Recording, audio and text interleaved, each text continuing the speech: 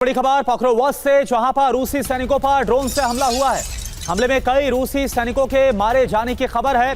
हमले में रूसी सेना का भारी नुकसान हुआ है, यह खबर आ रही है।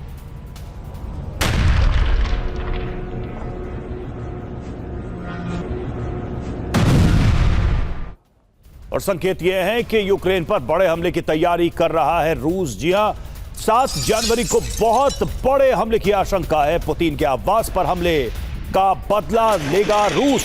यूक्रेनी खुफिया एजेंसी का यह बड़ा दावा सामने आया है।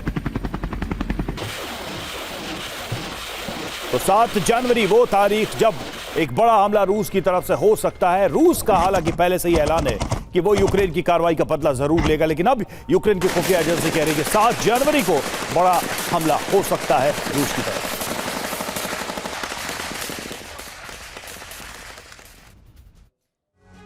तो ऑपरेशन 7 जनवरी आखिर क्या है? यूक्रेन में क्या बड़ी तबाही के स्क्रिप्ट व्लादिमीर पुतिन लिख चुके हैं? यह बड़ा सवाल। दावा क्या है? 7 जनवरी को यूक्रेन पर बड़े हमले होंगे।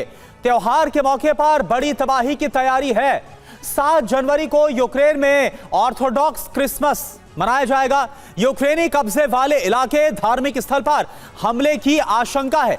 यूक्रेन पर ड्रोन हमलों की तैयारी कर रहा है रूस। ये यूक्रेन की खुफिया एजेंसी की तरफ से इंफॉर्मेशन। इधर वजह क्या आप समझिए, पुतिन के आवास पर ड्रोन हमले का बदला रूस लेकर ही रहेगा, यह संकेत साफ है। अब जरूरी बात आप समझिए, 2025 में भी 7 जनवरी को यूक्रेन पर दनादन मिसाइल हमले हुए थे। आपको याद होगा अश्विनी सर, 7 जनवरी को लेकर यह जो आशंका जाहिर की जा रही है और जो इनपुट्स खुफिया एजेंसी की तरफ से दिए गए, कैसे आप इसको डिकोड करेंगे? हाँ देखो, इसमें एक बात तो सच्चाई है कि जो 7 जनवरी है ये बहुत इम्पोर्टेंट है रूस के लिए।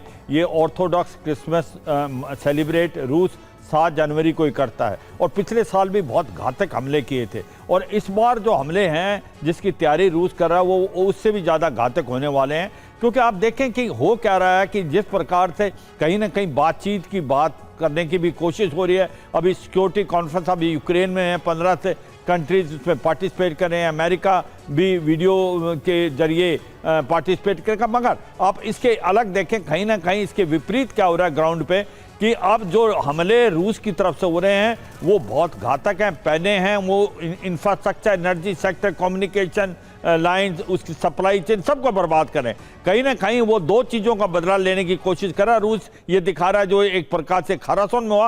और कहीं रूस के जो प्रेसिडेंट के घर पे हमले हुए 91 ड्रोन से, उससे बहुत ज़्यादा परेशान है पुतिन। और वो कह रहे हैं कि अब आर पार की लड़ाई है। और मुझे लगता है कि जिस प्रकार से आज की तारीख में सिचुएशन है, ऐसा लगता है 2026 के अंदर लड़ाई और तेज बढ़ेगी और कहीं ना कहीं इसकी चिंगारी नाटो कंट्री तक जा सकती है। और मुझे लगता है कि जो 7 जनवरी अब जो डेट नियुक्त की है, आप देखें वो हमले करेगा किंजाल से, कैलिबर मिसाइल से और इस्कंदर मिसाइल से, ऑर्सेनिक मिसाइल उसने अभी आपको पता है कि अब बेलारूस में भी लगा दी है। लॉन्ग रेंज ड्रोन का इस्तेमाल करेगा। इसीलिए आप देखें जो यूक्रेन है वो बार बार कह रहा है कि हमें एयर डिफेंस सिस्टम और दिया जाए। ये अपने आप में बहुत इंपॉर्टेंट एंगल है कि लॉन्ग रेंज वेपन्स को तैनात करना, उसका इस्तेमाल करना कई सारे संकेत देता है।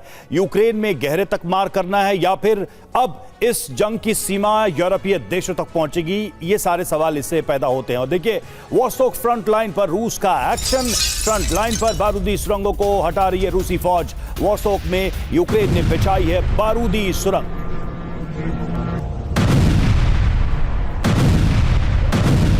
Patladı. Gemiyi patladı.